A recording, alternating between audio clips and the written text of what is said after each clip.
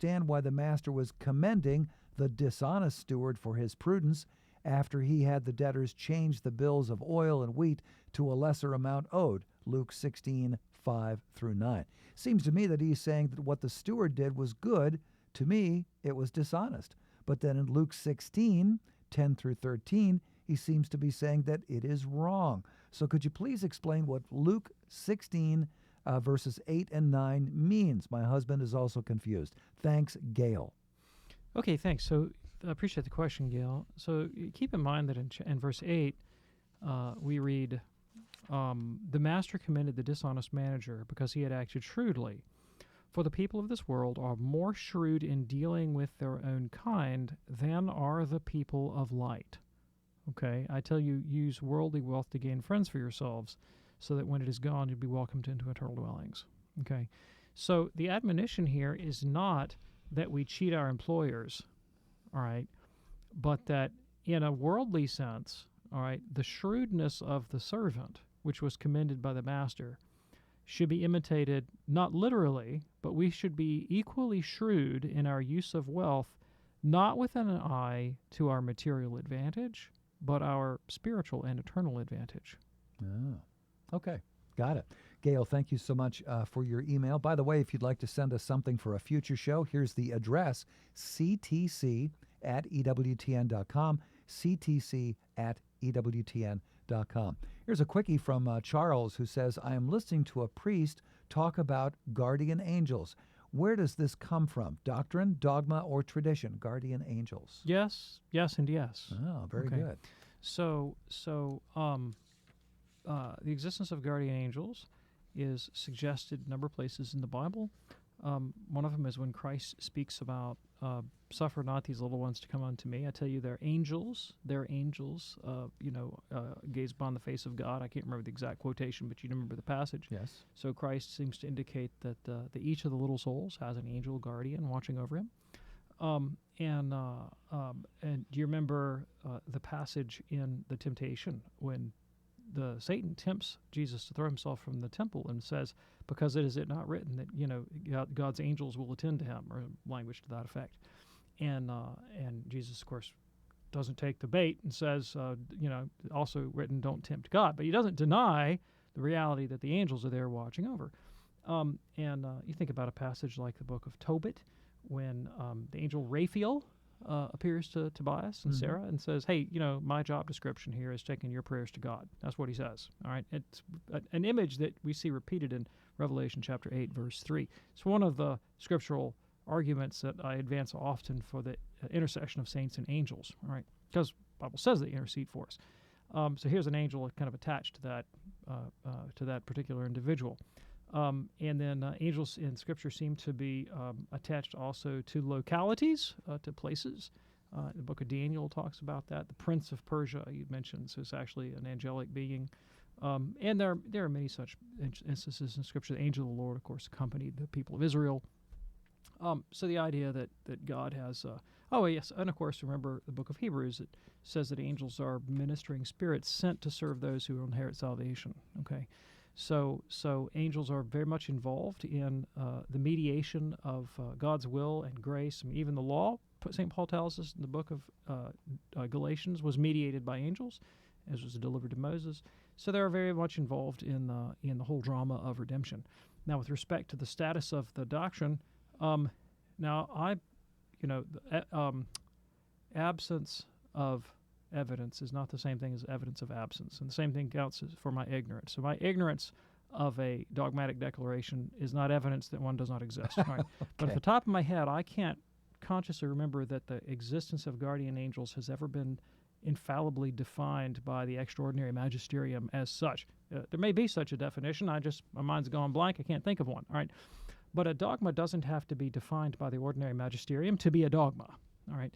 There are also dogmas that we know through the universal and ordinary magisterium of the Church, because they're things that have always everywhere been believed by the Church. All right. And the existence of guardian angels is presupposed in the Church's prayer life and practice and theology, pretty much always everywhere and by all. So it would have the status of and again, this is a little bit iffy, and so if you dogmatic theologians that are more up on the status of angels, if I'm out on a limb here, you can correct me. My sense is it would qualify as a dogma of the faith. It's clearly the common opinion of Catholic theologians and the faithful. I mean, that's clear. I mean, I'd be willing to go out on a limb and call it a dogma, not to the extraordinary, but the ordinary magisterium. But it's an overwhelmingly safe opinion of Catholic theologians and teachers, and presupposed by so much of the Church's devotional history and life. Very good. Hey, Charles, thank you so much for your email. When we return, we'll get to a couple of texts here. We have one from John. We have one from Joseph watching us on Facebook. Karen, Albie, lots coming up on this special mailbag edition of Call to Communion here on EWTN. This is Call to Communion with Dr. David Anders on the EWTN Global Catholic Radio Network. Have you heard of Amazon Echo? It's a virtual personal assistant that allows you to use just your voice. You can listen to EWTN Radio just by saying, "Alexa, play EWTN Radio." Check out the Amazon Echo today. 60 on 10 with Monsignor Charles Pope. The sixth commandment, you shall not commit adultery. This commandment is wide-ranging in its implications. It forbids us not only from committing the very act of adultery, but also other sexual sins such as fornication or premarital sex, watching pornography, and speaking lewdly. Likewise, homosexual acts and acts of masturbation are also forbidden us. And the Lord himself even enjoins us to a purity of mind, that we should not freely entertain lustful thoughts. And so it's wide-ranging, it's challenging, but it's in service of the great sacredness of human life, which comes from sexual activity. So we thank God for this great gift of sexuality, and we ask for his grace to live it with great reverence. The sixth commandment, you shall not commit adultery. EWTN. Live truth. Live Catholic. Mother Angelica. We have to get back into our hearts and minds the value of life. If you don't care about the unborn, I don't think you're going to care about the elderly. The leading Catholic voices are on EWTN Radio. What's stopping you from becoming a Catholic? You are called to communion with Dr. David Anders. Hey there, welcome back to this special mailbag edition of Call to Communion here on EWTN. We're not going to be taking any phone calls today. We will take some texts and also some messages that we're receiving via social media, Facebook, and YouTube. So we'll do some of that. As a matter of fact, we'll do that right now. Hey, 1 second. Okay. All right. During the break, I just took the liberty of dashing over to the Catholic Encyclopedia, because we were just talking about guardian angels. Yes. Which says this, all right, that every individual soul has a guardian angel has never been defined by the Church. So I was right about that. Okay. And now this conclusion I want to check out with other sources, and is therefore not an article of faith. All right. But it is the mind of the Church. Okay. And they are mentioned in the Catechism of the Catholic Church. And when I go down to the footnote on guardian angels in the Catechism, it actually references a text from St. Basil. All right. So it's a doctrine of the faith. It's a doctrine of the Church, right? But never formally defined as a dogma. Okay. Now, sorry. Go ahead. Very good. Here is a text that we've received from John, and you'll have to describe, you'll have to define what he's talking about when he drops a term here. Dr. Anders, the Catholic Church dogmatically proclaims apostolic succession. So if the popes are apostolic successors of Peter, why don't they have apostolic sign gifts? What are we talking about there? Oh, yeah, sure, absolutely. Okay. Well, some do. Okay. Some do, all right?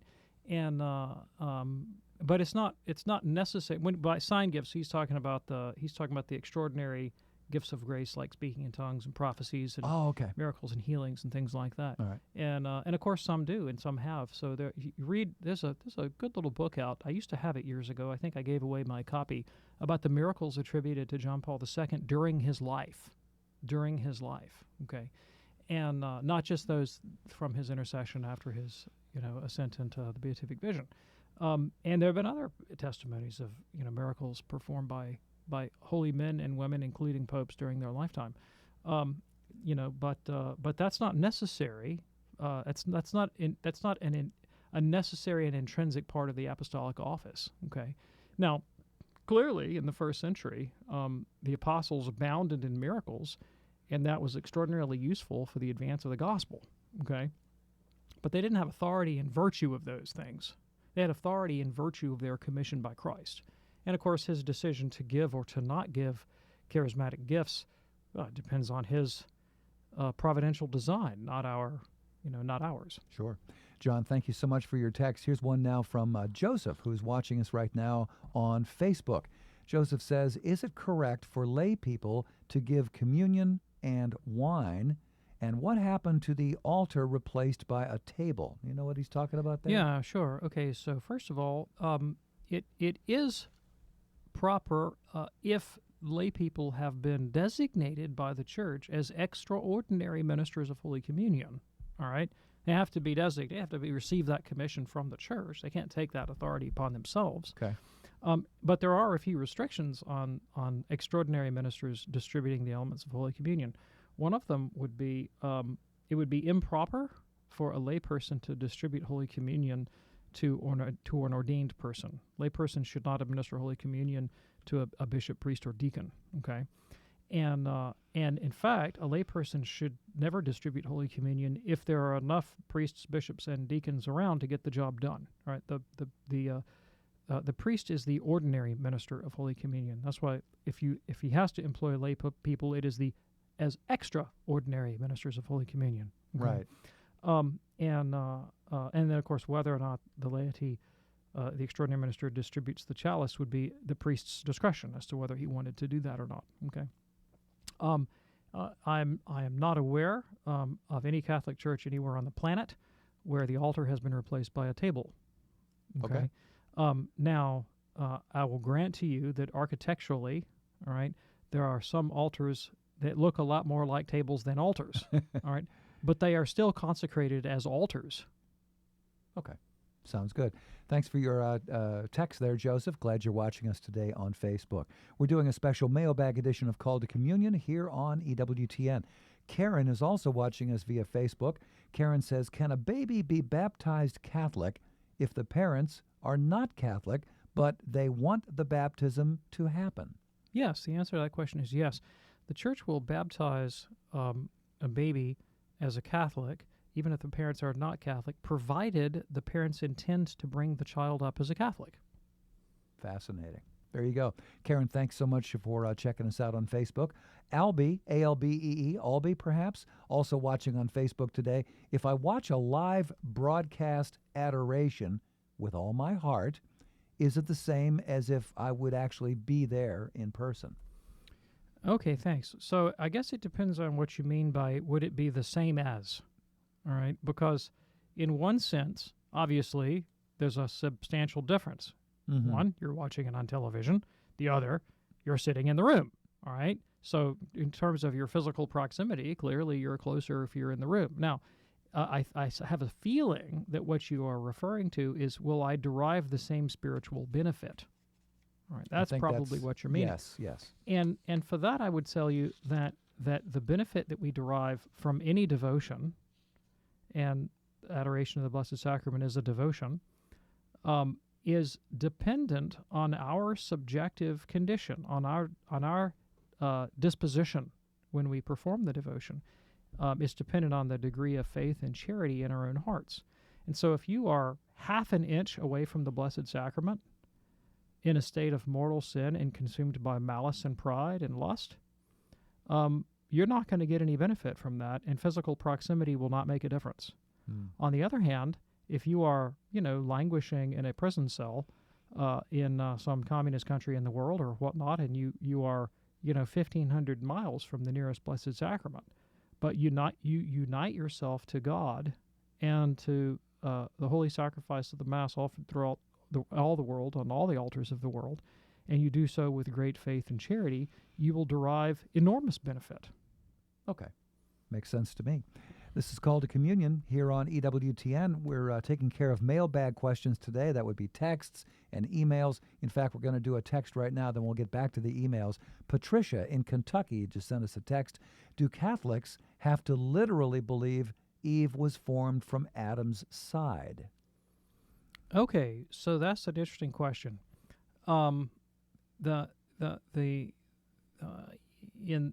Pius XII, Pope Pius XII, published a document called Humani Generis that dealt with the interpretation of the first 3 chapters of the book of Genesis, specifically as it pertained to the question of human origins and biological evolution.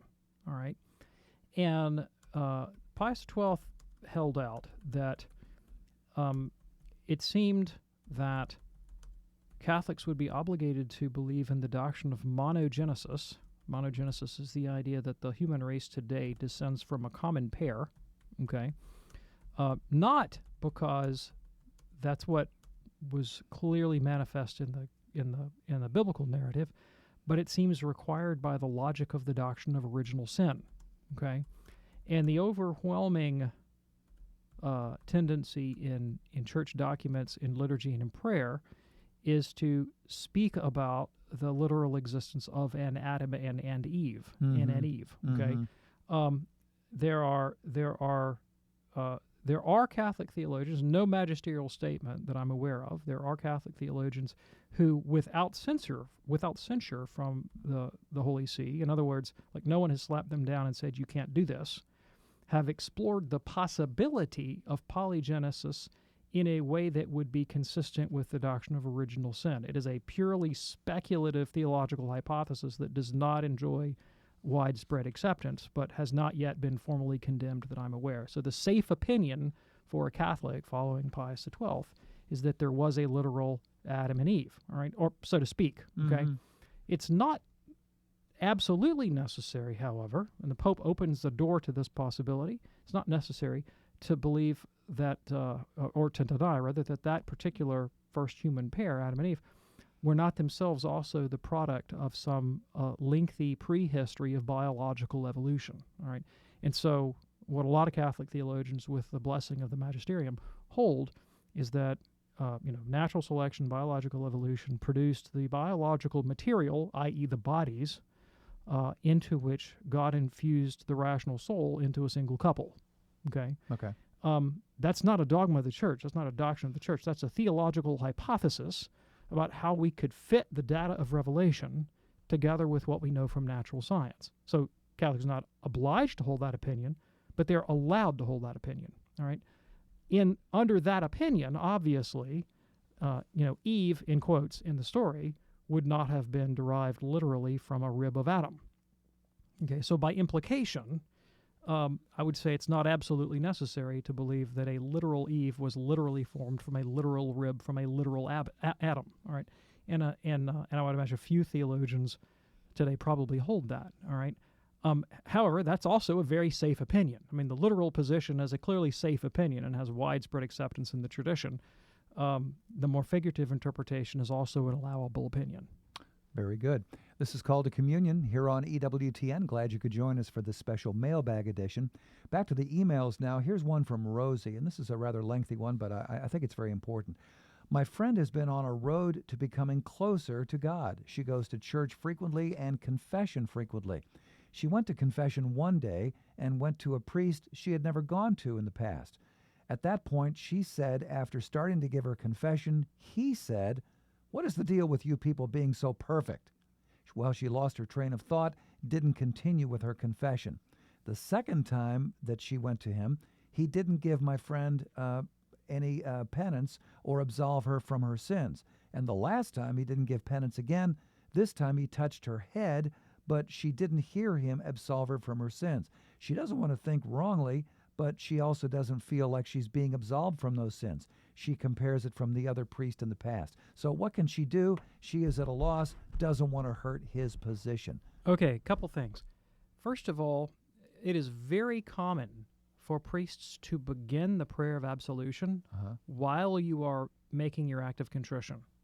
That's very common, all right?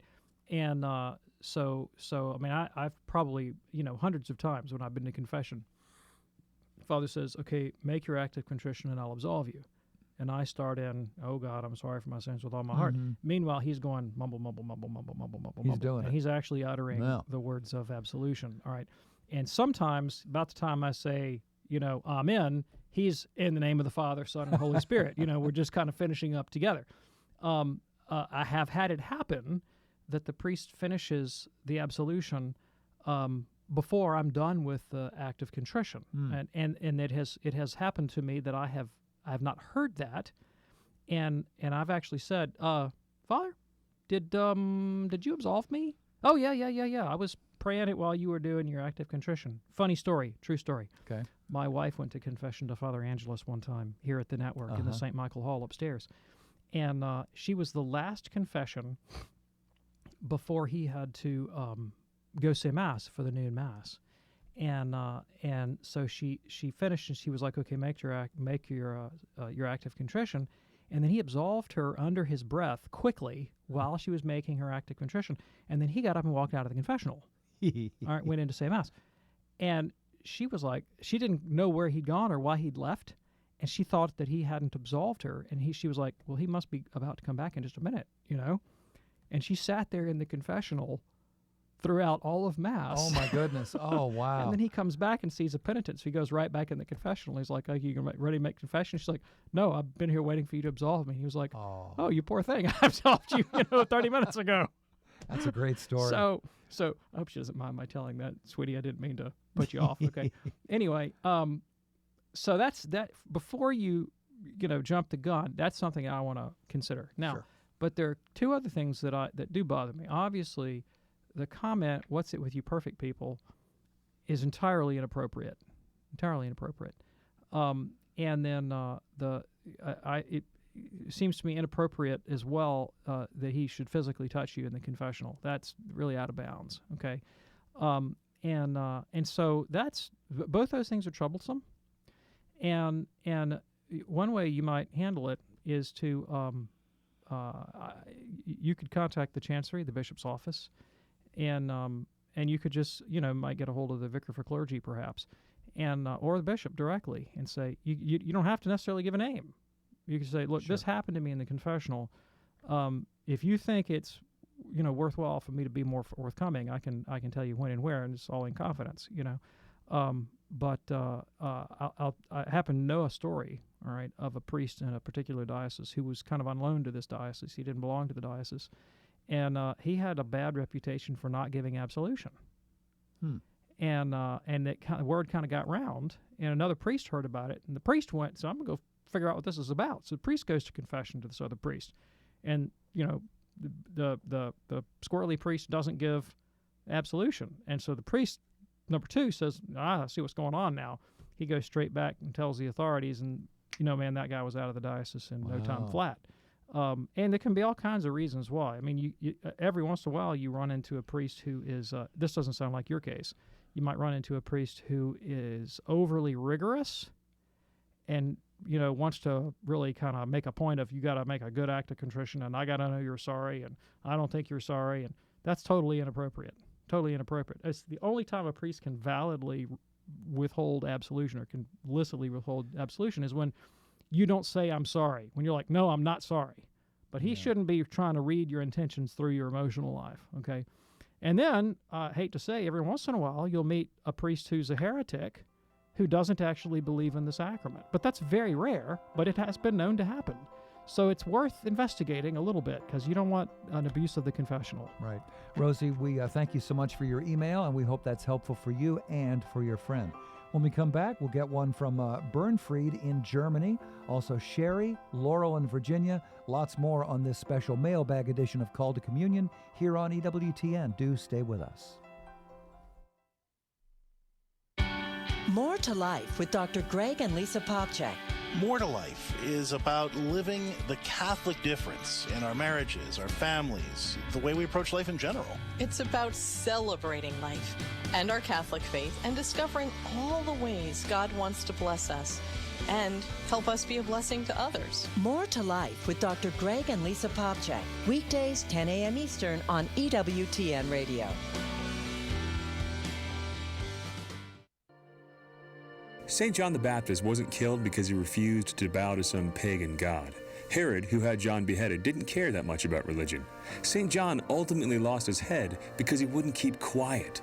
And more specifically, he wouldn't stop challenging Herod and his wife to leave their sins of the flesh. When we challenge people directly and clearly about sin, it can make them angry. When we simply call a sin what it is, that can make people angry too. But sometimes, that's exactly what God is calling us to do, and it's what love demands of us. I'm not saying we're supposed to challenge people all the time when we see them in sin or doing something immoral. Sometimes silence is wise. Sometimes we need to build up a friendship before we can earn the right to be heard. But when those times come where God is calling us to speak with clarity, we can either play it safe and keep silent or be saints. We don't get to be both. St. John the Baptist, pray for us. This is Chris Stefanik from reallifecatholic.com on EWTN Radio. EWTN, teaching the truth. I have wanted to thank you so very much. Thank God you guys are here for us. Believe it. I just can't believe all that you've done and how you've stuck with it. Many times when I think I can't do something, I think about some of the things that you've talked about. EWTN. Live truth. Live Catholic.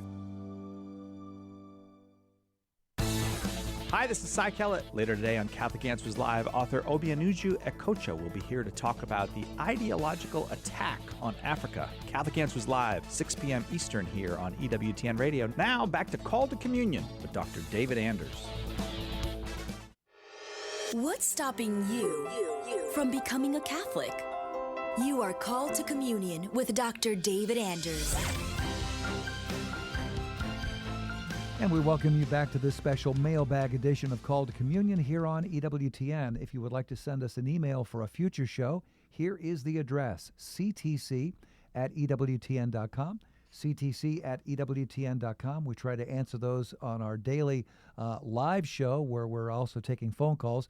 But, you know, there's only so much you can do during that live show because the calls are just flooding in. So we try to set some of these aside and then grab them in for a special mailbag edition, which is what we're doing today.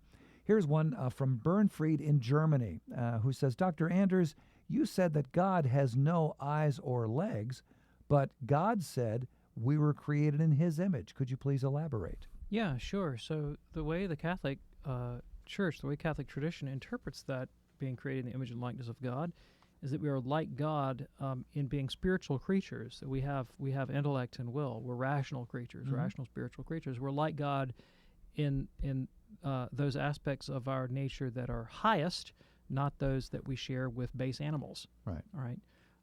And Pope John Paul II also considered, this was a little bit novel with his theology of the body and his interpretation of Genesis, also wanted to see in our male and femaleness, all right, in our complementarity and in our ordination towards communion, a kind of vague imitation of the communitarian nature of the Blessed Trinity. But the traditional understanding of our being created in God's image and likeness is that we have rationality and human freedom, that we have freedom and rationality. Okay. Not that we're embodied. Okay, very good. Because, I mean, you know, orangutans are embodied. Well, yeah. But they're not created in God's image and likeness. No. Appreciate that from Bernfried in Germany. They're cool, though, orangutans. They're very cool.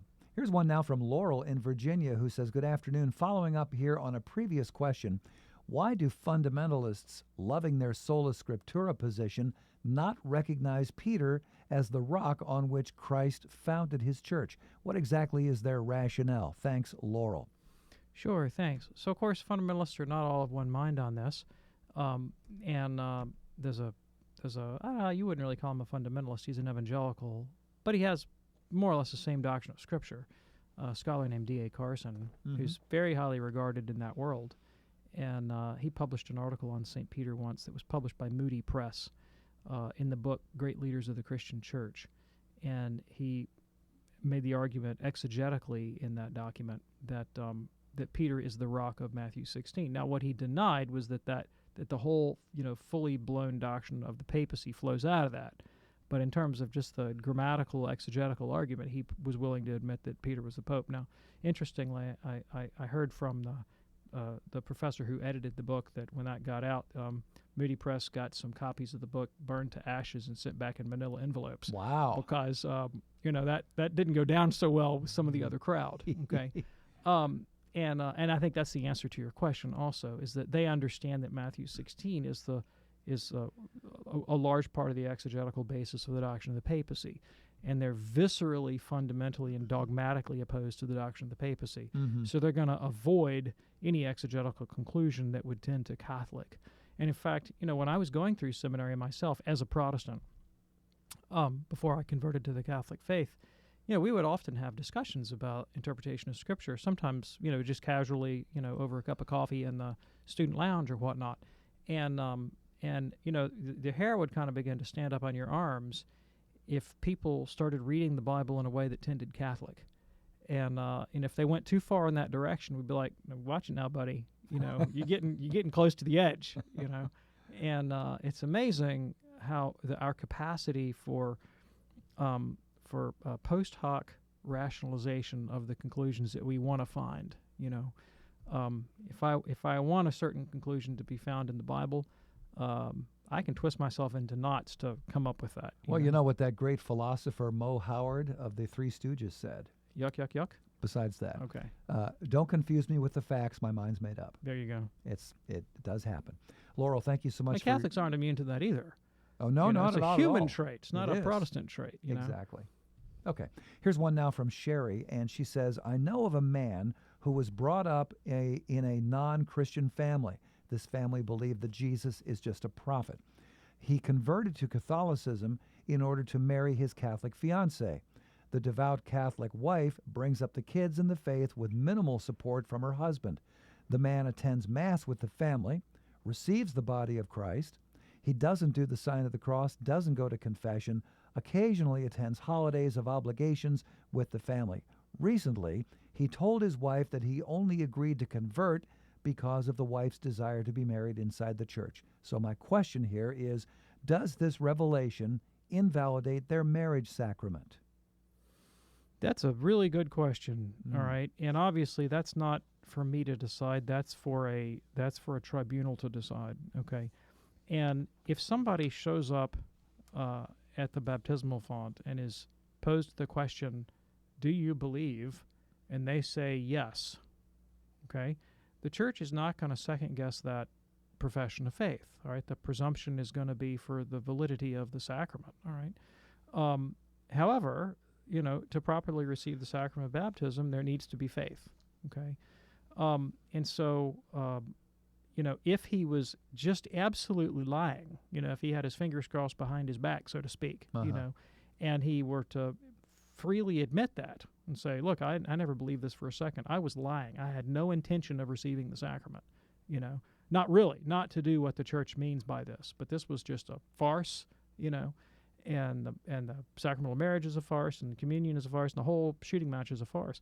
Well, that would call into question the validity of his sacraments. But again, that's not really for me to judge. That's his particular. I mean, so I'm not going to pronounce judgment. I'm just going to say, yeah, there's a question about that. All right.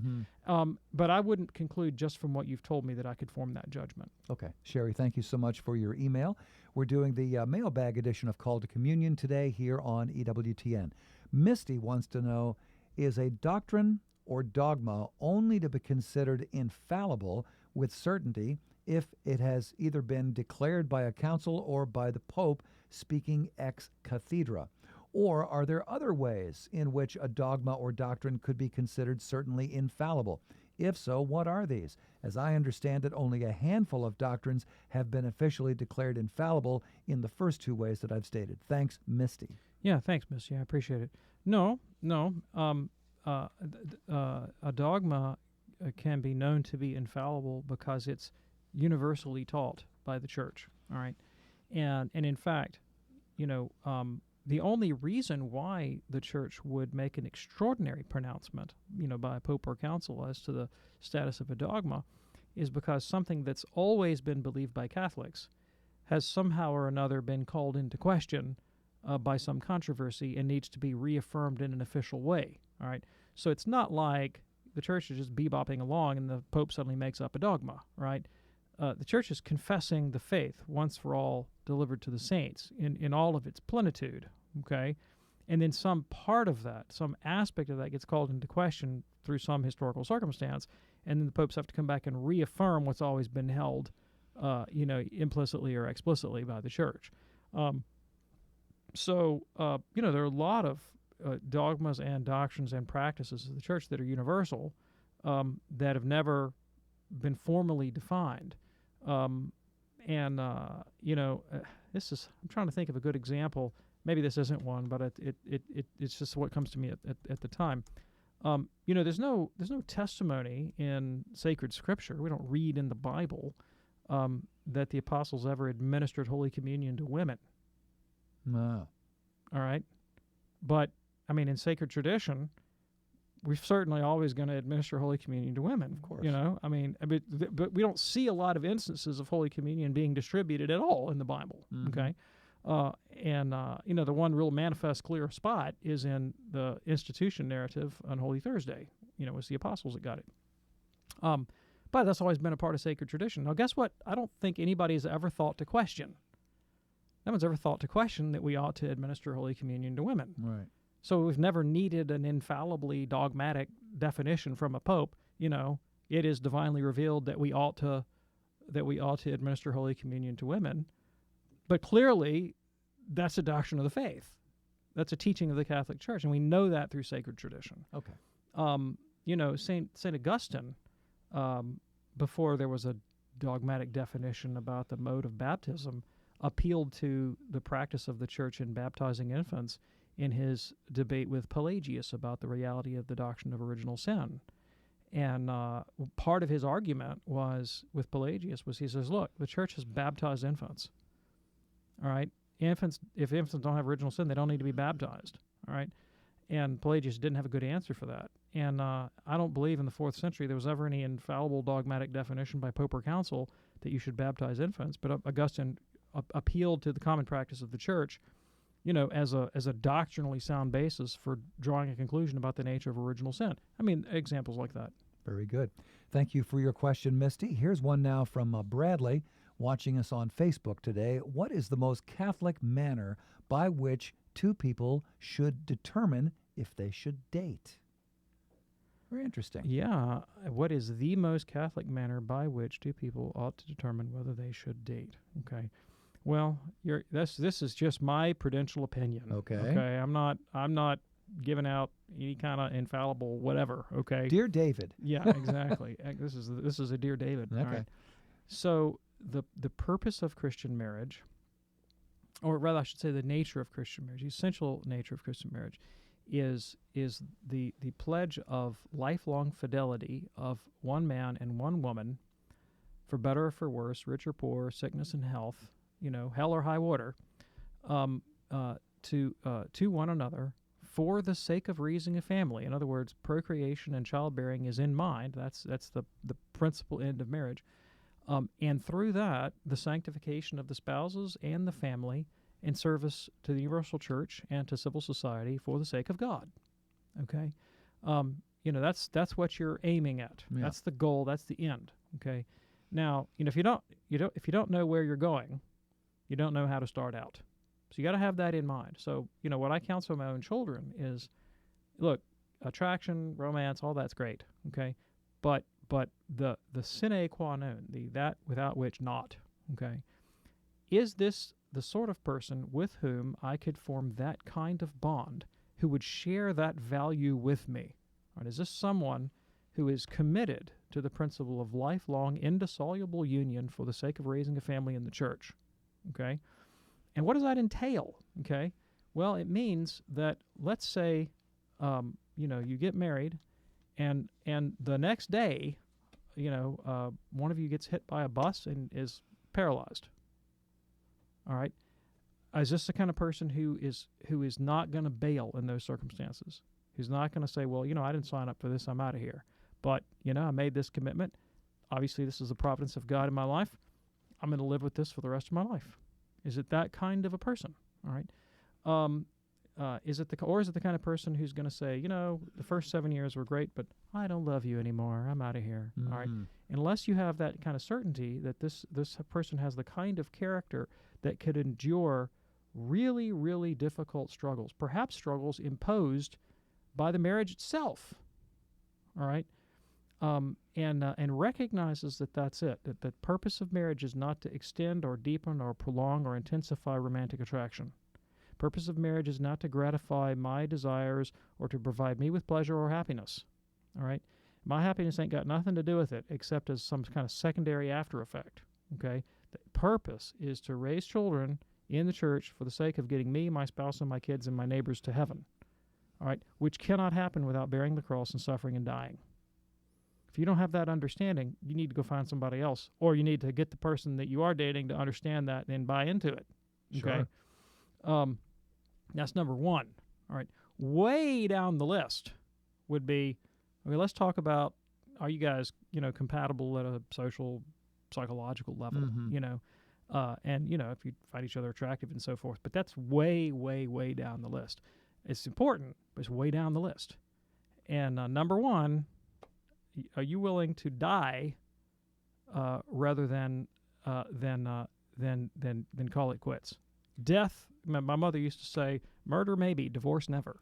I love that. Which is, she's joking, obviously, but that kind of seriousness. I will die before I break this union. Mm-hmm. That kind of commitment. And you sure don't hear that from the world. At least not the world that I see around me. I mean, here at EWTN, it's very different, but certainly something to pray about there. Hope that's helpful for you, Bradley. We do appreciate your input today on this special mailbag edition of Called to Communion. I was leading a tour. We have tours here at EWTN all the time. And I was leading a tour yesterday of some people who came to our radio office from all over the United States. And some of those folks did not have a Catholic radio station in their town, in their community. And one of the things that I mentioned to them, obviously, it'd be great to have a Catholic radio station. But in the meantime, there's nothing to keep those folks from downloading the EWTN app. It's a wonderful thing to have on your telephone. You can listen to us do the show. You can listen to us 24 hours a day on EWTN radio. You can also pull up previous shows, check out the news, check out what's going on with Religious Catalog. It just goes on and on and on. Absolutely free. Go to EWTNapps.com if you would like this for your phone. EWTNapps.com. You can also download that for your tablet as well. Let's get back to it here. We're doing this special mailbag edition of Call to Communion here on EWTN. I thought this was interesting. This is from Miriam in Delaware. Dear Dr. Andrews, would you please clarify for us the reason behind the Crusades and the impact they had for Jews, Islam, and Christianity? CNN is having a series of shows about it. I think they're showing all the negative aspects about the Crusades. Thanks, and God bless, Miriam. Thank you. All right. So just for your reference, the go-to source on this is going to be the Professor Thomas Madden from St. Louis University, who's written some really outstanding articles and books on the Crusades, on the Inquisition. He's kind of like the specialist in the dark parts of Catholic history, okay. So for more information, check out Works by Thomas Madden. Now, that being said, why Crusades? Okay, so Christianity went forth from Jerusalem, of course, Antioch, Syria, Egypt, North Africa, Latin North Africa, Greece, Italy, Spain, Asia Minor, Persia, on into southern India, into Gaul, and all the way up into the British Isles. So Christianity in the early centuries spread all throughout the Mediterranean world, okay, and didn't penetrate too far into Arabia. There were some Nestorian Christians floating around in Arabia, and there's some evidence that Muhammad got some of his false ideas about Christianity from the Nestorians rather than from the Orthodox or Catholic position. But other places in the Middle East are very, very heavily Christian. All right. And then, of course, with the rise of the Islamic Empire in the 7th century, immediately the Muslim armies began an imperial conquest that spread throughout Christian countries and absolutely devastated them. And of course, they were brutal when they took over, and they massacred people that not non-Jews, non-Christians that didn't convert, and then subjected Christian and Jewish populations to extraordinary deprivation. And of course, in Islamic law, women taken in warfare can be kept as sex slaves.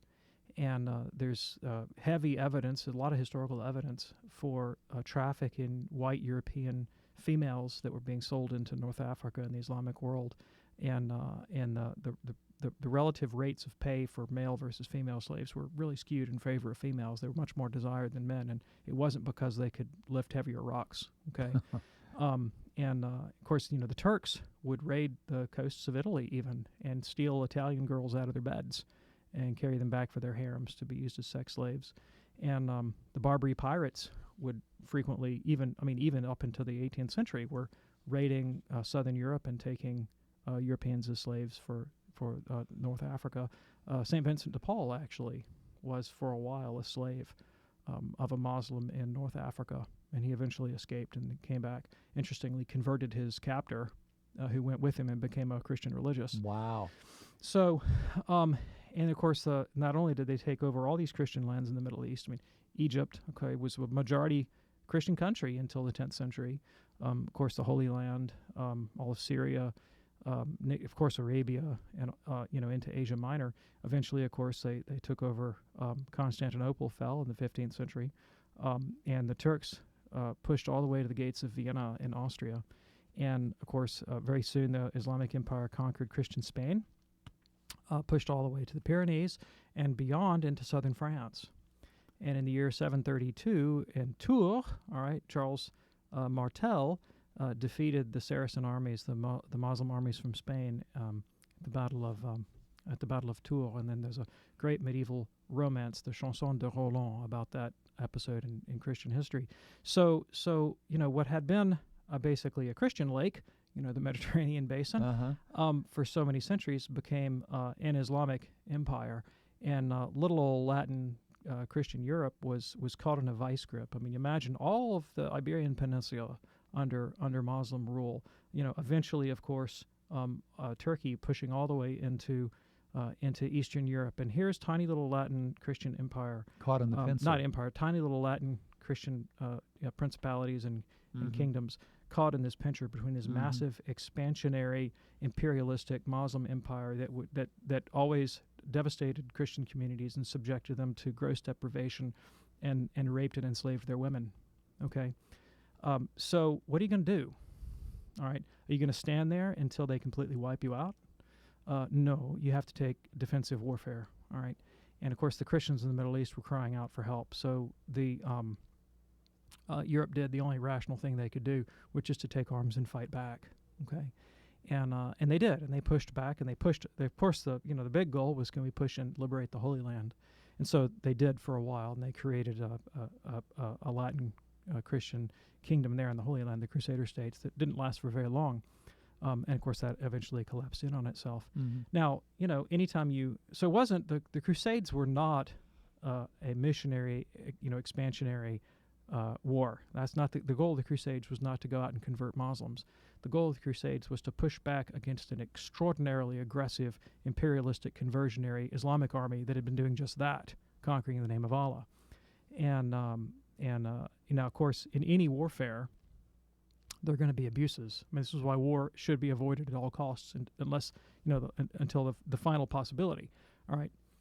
So were there atrocities performed by Christians during the Crusades? Of course there were. All right. But that's not the motive. All right. And many of the atrocities that were perpetrated by Crusaders were specifically condemned by popes and bishops and not allowed. So it was against the will of the Pope, not because of it. All right. Needless to say, minorities suffered in those wars, and no doubt about it. Okay. But there's a lot of misinformation out there about the Crusades. Okay. A lot of it. Very good. Thank you so much for your email there, Miriam. I think we have time for one more here. This is from Sarah, checking us out today on YouTube. Would you please explain what a Jezebel spirit is and how to recognize it? Are you familiar with the term? No, I don't know much about Jezebel spirits. Well, then we're going to have to leave that one alone. Here's one from Mike who says, I've always wondered who removed the stone in front of Jesus' tomb. Good question. Must have been Jesus or an angel. I would guess so. I don't know. The text says stone got removed. Okay. All right. Angel sitting on it. Dimitri is listening in Kansas City. He says, I heard on a previous show, Dr. Anders, you said that God is not mentioned in the book of Esther. Well, I'm confused. What Bible did he mean? God is certainly mentioned in Catholic and Orthodox translations of Esther. Please clarify. Thanks. Love your show. So if I'm trying to remember, if memory serves me correct, I mean, isn't it the whole narrative in Esther is about Esther being appointed in the court of the pagan king at such a time as this, so that she might intervene and save God's people. But God's providence is always kind of implicit, it's by implication rather than explicitly stated. Okay. And one more here. This is from Peg. What did Jesus do when he went to hell? Right. So we're not talking about the hell of the damned here. We're talking about the limbus of the fathers, the abode of the righteous dead who are awaiting the coming of the Messiah to liberate them and open up the gates of heaven for them to experience the beatific vision. Okay. And then finally, this is from an anonymous. My 11-year-old dog was accidentally killed this morning. Oh. Is there a chance I could see him in heaven one day? Okay, thanks. So I appreciate the question. So animals don't have immortal souls, nor are they promised the resurrection of the dead. Okay, so we anticipate the resurrection of our bodies at the second coming of Christ, and there's no such promise to animals, all right, who are not created in God's image and likeness, nor are they redeemed by their union with Christ. They are not in union with Christ. However, we will see all things in the vision of God, who sees all things in one permanent and everlasting moment. So everything that you love about your dog, all right, will be available to you in the beatific vision. That's not quite the same thing as having Rover on your lap, right? All right, but in a way that neither you nor I can currently understand, it will be better. Okay, that's certainly good news for the anonymous listeners. Sorry about your loss. Well, Call to Communion, a fast-moving mailbag hour. I certainly thank you, Dr. David Anders.